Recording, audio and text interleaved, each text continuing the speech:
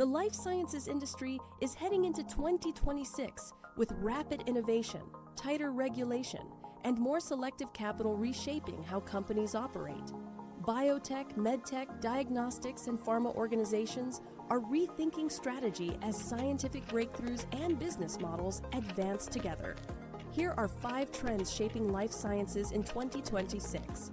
First, precision and personalized medicine continue to accelerate.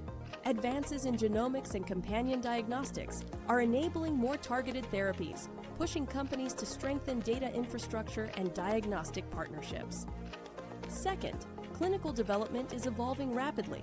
Digital and decentralized trials are expanding patient access and speeding enrollment through telemedicine, wearables, and remote monitoring, while increasing demands around privacy and compliance.